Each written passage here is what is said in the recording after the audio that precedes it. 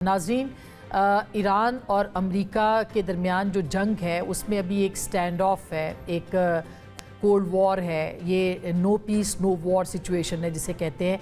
ना जंग है ना अमन है, और इसके बीच का ये जो टाइम पीरियड है, ये दौरानिया है, इसको सर्द जंग कहते हैं, जिसको कि पूरी दुनिया के अंदर एक बड़ा ख़तरा तस्वुर किया जाता है हमेशा से।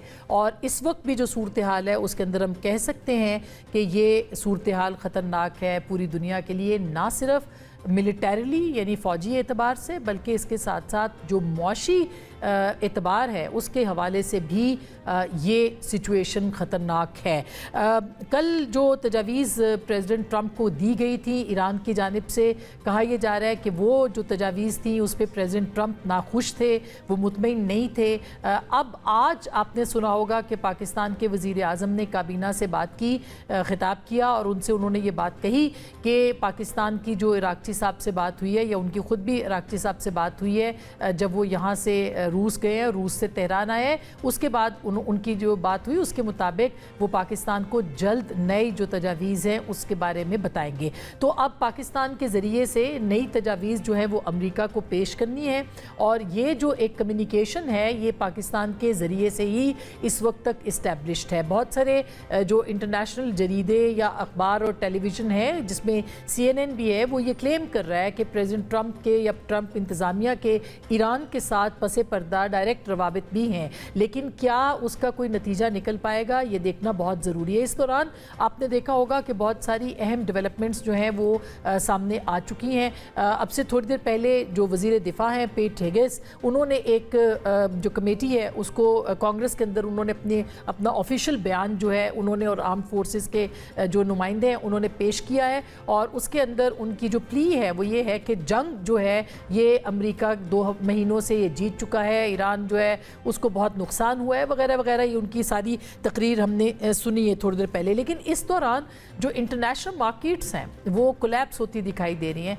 इंटरनेशनल लेवल के ऊपर इस वक्त जो कसाद बाजारी है वो अपने उरूज पे है, मईशतें बर्बाद हो रही हैं, वल्नरेबल हो रही हैं, ख़ास करके हमारी जैसी जो मईशतें हैं वो तो बहुत ही ज़्यादा इस वक्त जो है वो इन्हतात पजीर हो रही हैं, क्योंकि पेट्रोल की कीमत, पेट्रोलियम मसनूआत की कीमतें बहुत ऊपर चली गई हैं, तारीख की बदतरीन सतह के ऊपर चली गई हैं। इस दौरान हमने देखा कि UAE ने अपने आप को OPEC प्लस से अलग किया है। उसका क्या फ़ायदा होगा, क्या नुकसान होगा? दुनिया एक टूट फूट का शिकार है। नए पुराने इत्तेहाद जो है वो टूट रहे हैं, और नए इत्तेहाद जो है वो बन सकते हैं। पुराने इत्तेहाद इस तरह से कि आपने देखा GCC जो खलीजी ममालिक के का इत्तेहाद था उसके अंदर दरार नज़र आ रही है, इसी तरह से नेटो के अंदर दरार नज़र आ रही है। जर्मन चांसलर 2 दिनों से अमेरिका के ख़िलाफ़ बात कर रहे हैं। आज तो सबसे जो हैरत अंगेज़ बात है कि जापान जो कि अमेरिका का बहुत ही बेहतरीन एलाय है, उसने भी आज चीनी currency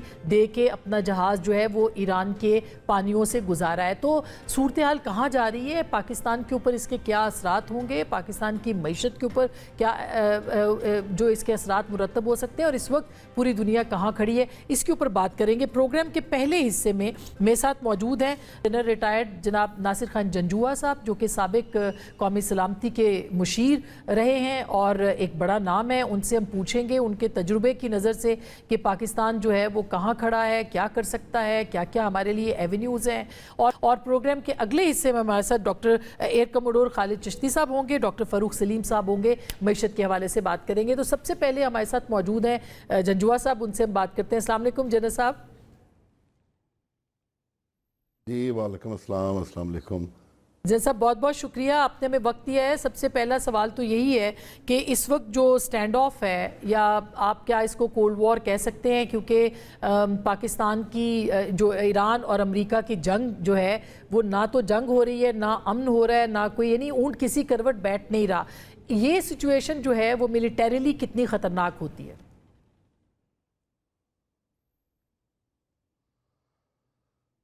ma'am thank you very much. आपने इसको कोल्ड वॉर का नाम दिया, बड़ी मुश्किल से जान छुड़ाई थी कोल्ड वॉर से जी। तो फिर स्टैंड ऑफ का भी आपने एक्सप्रेशन यूज़ किया, अप्रोप्रिएट एक्सप्रेशन है। मैं ये कहूँगा कि Iran has taken the wind out of storm. Iran की ये हिकमत अमली है کہ جو وار اور وار فیور تھا وہ تھوڑا سا کم ہوا ہے, اس میں ٹھہراؤ آیا ہے, اور یہ کافی عارضی بھی ہو سکتا ہے. اب آپ دیکھیے ایران نے کیا حکمت عملی اپنائی کہ وہ پہلی دفعہ یو ایس کے ساتھ نہیں بیٹھے کہ آپ ہرمز کو ان بلاک کریں, جی, اور پھر جب شرائط دیں تو وہ کون سی شرائط دیں جس پہ ٹرمپ ناخوش ہیں. وہ شرائط یہ دیں کہ آپ ہرمز کو کھولیں اور جنگ کو بند کریں, اور نیوکلیر کی بات جو ہے وہ بعد میں ہوگی. تو کمال حکمت عملی ہے کہ انہوں نے دونوں چیزیں پہلے مورل چنی, ہرمز کو کھولنا, اکانومی کا ریہیبلیٹیٹ ہونا, یہ ہر کسی کی آواز ہے, ہر کسی کو سوٹ کرتا ہے, اور جنگ بھی بند ہونا یہ پوری دنیا کی بھی آواز ہے. تو انہوں نے وہ دو آوازیں لگائی ہیں جو کہ بہت حد تک قابل قبول ہیں اور پرسپشن میں ہیں, اور وہ یہ بھی ظاہر کرتے ہیں کہ ہم ڈیفیٹڈ نہیں ہیں. ٹھیک, اور پھر بڑی کمال مہارت سے وہ وجہ جس کے لیے پوری جنگ کی گئی ہے انہوں نے بہت ایک کیسے فرم طریقے سے کہہ دیا ہے کہ وہ ہم بعد میں کریں گے. یعنی کہ جو سب سے بڑا پریشر تھا جو یو ایس نے کریٹ کیا ہوا تھا جنگ کا اور ڈر کا اور برنکمین شپ کا, تو وہ انہوں نے کہہ دیا جی ہم بعد میں کریں گے. یعنی کہ جو the main threat, the king of the chess, انہوں نے کہا یہ بعد میں کام آئے گا, یہ بعد میں دیکھیں گے, اس کو ہم بعد میں کریں گے. تو یہ میں سب سے پہلے تو ایران حکمت عملی, ان کی سوچ, ان کے ریزولو کا, اور وہ کتنے ریزولوٹ طریقے سے سوچتے ہیں, اس کو میں اپریشیٹ کروں گا. یس, اس کے بعد ابھی جو سٹینڈ آف یا ٹھہراؤ آیا ہوا ہے اس میں آبویسلی جو اکانومی ہے وہ بہت برے طریقے سے افیکٹ ہو رہی ہے. اور اس کا پہلے جب ایران نے بلاک کیا تھا تو بلیم ایران کو جانا شروع ہو گیا تھا. تو اب جب یو ایس نے اس کو کاؤنٹر بلاک کیا ہے تو پوری دنیا دونوں کو ہی یہ چاہ رہی ہے کہ آپ دونوں کھول دیں. تو بیسیکلی جس طریقے سے مسٹر ٹرمپ نے کل ٹویٹ کیا تھا کہ ایران اندر سے کولیپس ہو رہا ہے اور ان کو لیڈرشپ کا کرائسس ہے, اس کے بعد انہوں نے کوئی وار ریٹرک والی بات اس طریقے سے نہیں کی جس طرح کہ وہ ہر وقت ہی وکٹری سپیچ دیتے رہتے تھے. جی ہاں, آبویسلی تھوڑا کنگ چارلس کے اس میں بھی کمیٹڈ ہیں, لیکن پھر باقی لوگ بھی تو ہیں جو بیانات دیتے تھے, تو اس میں بھی تھوڑا سا ٹھہراؤ جو ہے وہ آیا ہوا ہے, اور وار ہائپ تھوڑی جو کریٹ ہوئی تھی اس میں تھوڑا لل پیریڈ آ گیا. تو ابھی سچویشن یہاں پہ رکی ہوئی ہے, اور یہاں سے آبویسلی جس طرح مسٹر ٹرمپ نے جو امیجیٹ ری ایکشن تھا وہ ہرمز کھولنے اور جنگ بند کرنے کا, اس کا انہوں نے کیا ٹویٹ کیا کہ جی ایران جو ہے وہ اندر سے کولیپس ہو رہا ہے. اس کا مطلب یہ ہے کہ ہم we have already won the war, اور ایران اس نہج پہ پہنچ گیا کہ کولیپس ہو رہا ہے. تو اس کا مطلب یہ بھی ہو سکتا ہے کہ وہ یہاں سے بھی کوئی وکٹری اناؤنس کر سکتے ہیں, اور اس کا مطلب یہ جو بیچ میں ٹھہراؤ ہے یہ کوئی اپنی تیاری وغیرہ جو ان کی کمی وغیرہ ہے. جے ڈی وینس نے بھی کہا ہے کہ وہ بریفنگ جو ہے وہ پوری طریقے سے جو ڈیفیشنسیز ہے, میزائلز کی ڈیفیشنسی ہے, وہ اس طریقے سے کم کیا جائے گا. مسٹر پریزیڈنٹ کو نہیں بتائی جا رہی. کچھ اس طرح کا بیچ میں بھی ٹائم پیریڈ آیا, سانس لینے کا وہاں پہ چل رہی ہیں. جی, یہ ایران کو بھی یہی خدشہ ہے جو آپ نے کہا, اسی کے اوپر ایران کو بھی خدشہ ہے کہ شاید یہ ایک نئی جنگ کی تیاری کے لیے امریکہ جو ہے وہ ایک سانس لینے کے لیے رکا ہے.